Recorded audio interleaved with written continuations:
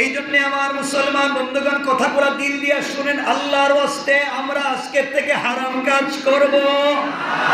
সবাই বলেন হারাম কাজ করব না। এই তো আমরা সব ঠিক হয়ে গেছি।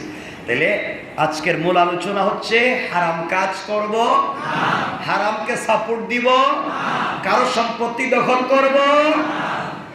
করেন, টাকা পয়সা মাইরা খান, কিন্তু আপনি তো খান না। আরে আপনি পরিবারের 10 জন, আপনি তো 10 ভাগের 1 ভাগ খান। পরিবারের 10 জনের ভাত রান্না করা হয়, রুটি রান্না করা হয়, গোশত রান্না করা হয়, আপনি কয় ভাগ খান? কয় ভাগ? 9 ভাগ খায় কে? পরিবারের অন্য সদস্য। কিন্তু 10 ভাগের টাকা দিছে কে? আপনি। যদি হারাম খান তাহলে আপনার হারাম ইনকাম 10 জন খাইছে, ওরা তো খাইয়া মোটা তাজা হয়েছে। কিয়ামতের দিন ওরা আপনার বিরুদ্ধে সাক্ষী দিব। মাই বলবে আমি কি আমার ছেলেরে বলছি হারাম আইনা আমারে খাওয়াইতে? বউ ওই দিন বলবে আমি কি বলছি আমার স্বামীরে হারাম খাওয়াইতে? সবাই আপনাকে ভুলে যাইব, সব সম্পত্তি আপনার পড়ে থাকবে। কিয়ামতের দিন সবাই আপনারে ভুলে যাইব। বাবারে তাহলে খাওয়ার এর দরকার নাই, হারামের যা আশেপাশে দরকার নাই, দরকার হলে 1 বেলা খাবো। ঠিক আছে তো ইনশাল্লাহ? কি খাবো? 1 বেলা খাবো। হোটেলে গিয়ে 500 টাকা খাওয়ার দরকার ছিল, 50 টাকা দিয়ে খান না। খাওয়া হয় না? হয়তো হয়, 50 টাকা দিয়ে হয়, 10 টাকা দিয়ে হয়। আপনি এখানে বৈশা একটা ওই যে কি একটা জুস খাবেন, আমাদের নারিন্দে একটা জুস খাবেন, হয়তো 120 টাকা নেবে। ওই একই জুস একই বোতলে ওয়েস্টিনে গিয়া খান, ওয়েস্টিনে কয় টাকা নেব? হ্যাঁ, আসতেছেন কেন? 1200 টাকা নেব। এখানে 120, বললাম একটু ওয়েস্টিন, আরো অনেক হয়তো থাকতে পারে। 1200, 2000, 3000 টাকা নেব। একই জুস, হয়েছেটা কি? জিনিস তো একই না। ওইটা কি আলাদা আপেল? হ্যাঁ, না জান্নাত থেকেই না দিছে নাকি? তা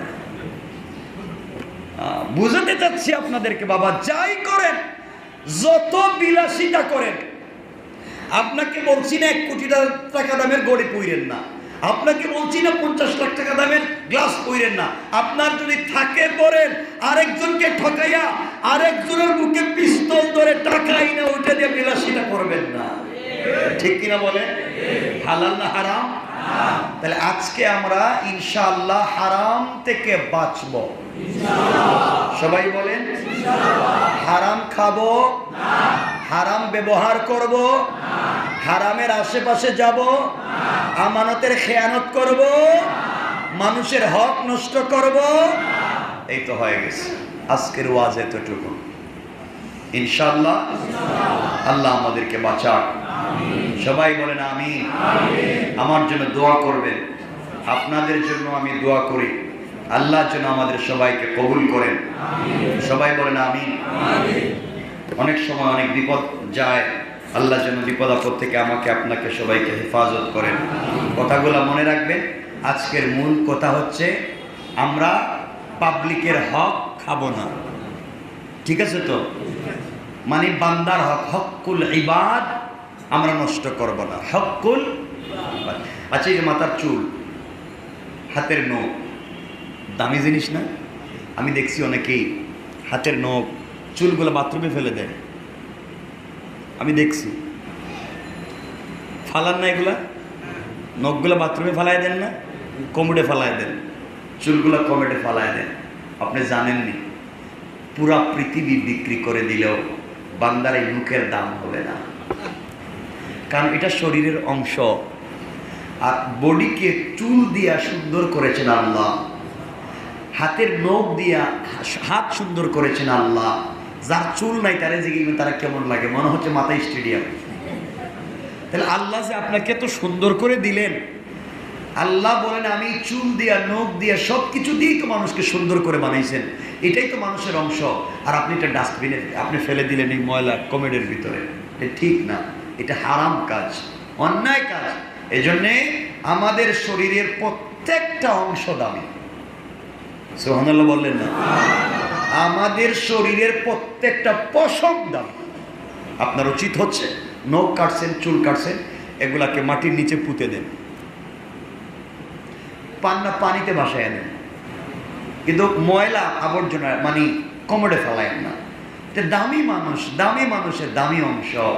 কারণ আমার এই বডি যদি জান্নাতে যায়, হাত রাইকা যাবে না নিয়ে যাবে? আমার হাতের অংশ কেন এই জায়গায় পড়ে থাকবে? আমার তো দাম আছে, এই জন্য মনে থাকবে ভাই ইনশাল্লাহ। ইনশাল্লাহ আল্লাহ আমাদের সবাইকে কবুল করো।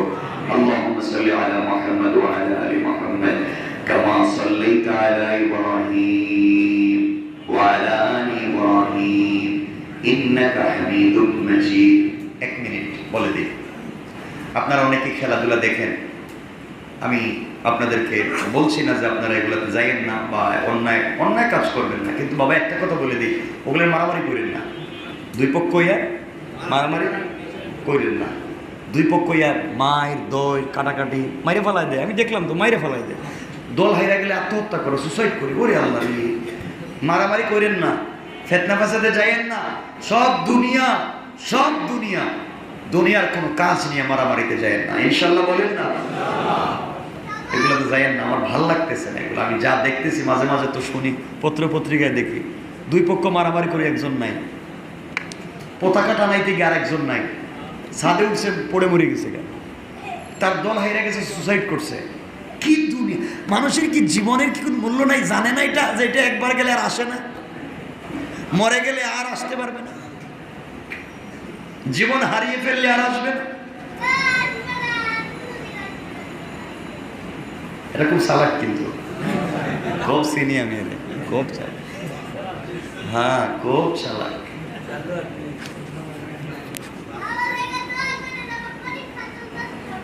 ঠিক আছে, খুব চালাক। হ্যাঁ, আমার দরজার সামনে গিয়ে বলবো আমি কি আসতে পারি? জিজ্ঞেস আপনাকে না দেখলে আমার কষ্ট হয়, আমার দরজায় গিয়ে দাঁড়ায় কয়, চিন্তা করছেন? যাক, আল্লাহ আমাদের সবাইকে কবুল করুন। আল্লাহুম্মা আমিন। রব্বানা যালামনা আনফুসানা ওয়া ইন লাম তাগফির লানা ওয়া তারহামনা লানাকুনান্না মিনাল খাসিরিন। রব্বানা আতিনা ফিদ দুনিয়া হাসানা ওয়া ফিল আখিরাতি হাসানা ওয়া কিনা আযাবান নার ওয়া আদখিলনাল জান্নাতা মা'আল المتقين والأبرار. اللهم اغفر لنا ولوالدينا رب ارحمهما كما ربياني صغيرا. رب ارحمهما كما ربياني صغيرا. আয় আল্লাহ তাআলা, তোমার খাস মায়ার বান্দাদেরকে নিয়ে হাত উঠাইলাম। আল্লাহ, আমরা জীবনে যত গুনাহ করছি, অন্যায় করছি, নাফরমানি করছি, হারাম কাজ করছি, আল্লাহ তুমি আমাদেরকে মাফ করে দাও, আমাদের সবাইকে হারাম থেকে বাঁচাইয়া দাও। আল্লাহ, দুনিয়ার অহমিকায় ফেলে আমাদেরকে মারামারি দুই পক্ষ বানাইয়া করাইও না। শয়তান তো আমাদেরকে বিপদগামী করে দেয়। আল্লাহ, আমরা যারা হাত উঠাইলাম, আমাদের দিকে মওলা একটা বার নজর দিয়ে তাকাও। আমাদের নারিন্দা এলাকা, বিনোদী এলাকা, দুলাইখাল এলাকা, ওয়ারি এলাকা, সূত্রাপুর এলাকা, একবারে আয় আল্লাহ দয়া করে সহ পুরা এলাকাবাসীকে কবুল করে দাও। এলাকার সব মানুষকে একার নেক বানাইয়া দাও। আমাদের সবাইকে ফিতনা ফাসাদ থেকে বাঁচাইয়া দাও। ইয়া আল্লাহ, দুনিয়ার লোভ লালসা অন্তর থেকে সরাইয়া দাও। আমাদের সবাইকে তোমার মায়ার বান্দা বানাইয়া দাও। ইয়া আল্লাহ, আমাদের হায়াতের মধ্যে বরকত দিয়া দাও। আমাদের রিজিকের মধ্যে বরকত দিয়া দাও। আমাদের 3.5 হাত বডিটাকে সুস্থ রাখো আল্লাহ। আসমানি জমিনি মুসিবত থেকে আমাদেরকে বাঁচাইও আল্লাহ। মানুষ শয়তান, জিন শয়তান থেকে আমাদেরকে বাঁচাইও আল্লাহ। বাংলাদেশের উপরে খাস রহমত নাজিল করো আল্লাহ।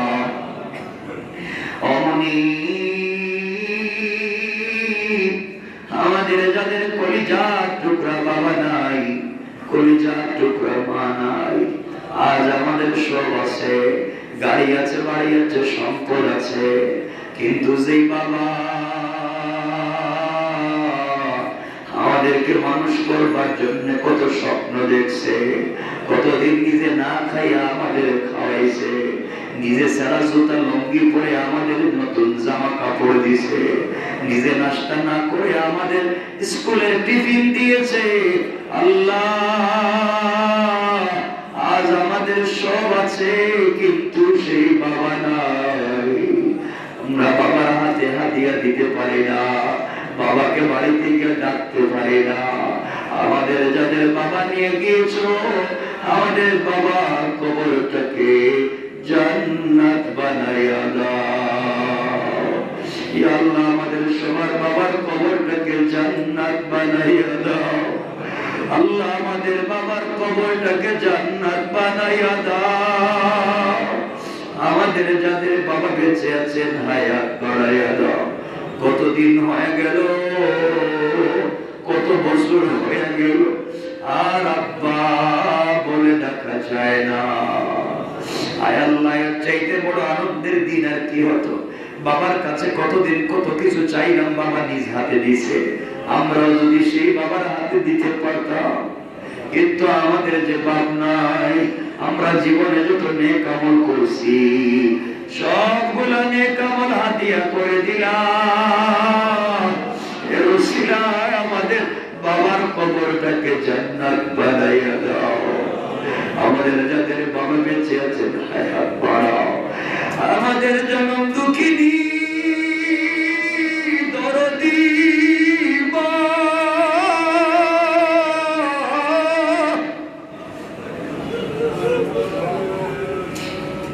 আয় আল্লাহ, আমাদের যাদের মা নাই, মায়ের কবরটাকে তুমি আযাব দিও না। যেই মা 10 মাস 10 দিন পেটে রাখছে, ডেলিভারির সময় 2-2.5 বালতি ব্লাড গিয়েছে। ডাক্তার বলেছে হয়তো রোগীকে বাঁচানো যাবে, নচেত বাচ্চাকে বাঁচানো যাবে, দুজনকে একসাথে বাঁচানো যাবে না। মা কষ্ট করে ডাক্তারকে বলেছে, ও ডাক্তার, তুমি আমাকে মেরে ফেলো, এরপরেও আমার বাচ্চাটারে বাঁচাইয়া দাও। এই মা আমাদের যাদের নাই, যে মা আমাদেরকে 2-2.5 বছর বুকের দুধ পান করেছে, সারা ঠান্ডা রাত্র আমাদের প্রস্রাবের উপরে শুয়া, যে মা আমাদেরকে তাদের বুকের উপরে শুয়াইয়া বড় করছে। আয় আল্লাহ, তোমার পায়ে ধরে সেই মাকে মাফ করে দাও। আয় আল্লাহ,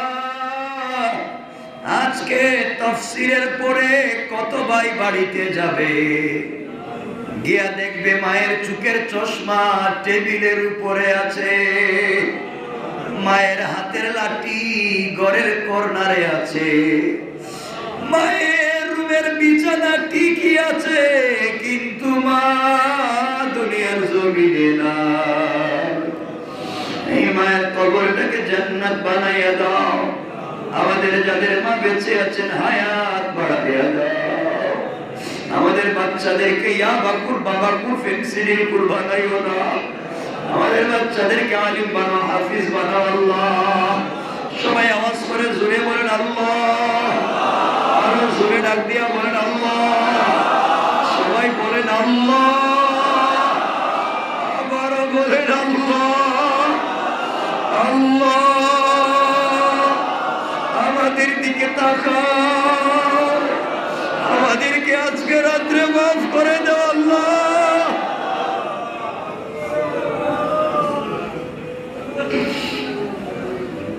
আয় আল্লাহ, তুমি ছাড়া আমাদের বলার কোন জায়গা নাই। আয় আল্লাহ, দিলের ভিতরে কত ব্যথা কষ্ট জমা হয়ে গিয়েছে, কাউকে বলবার জায়গা নাই। তুমি আমাদের অন্তরের সবগুলা কষ্ট দূর করে দাও।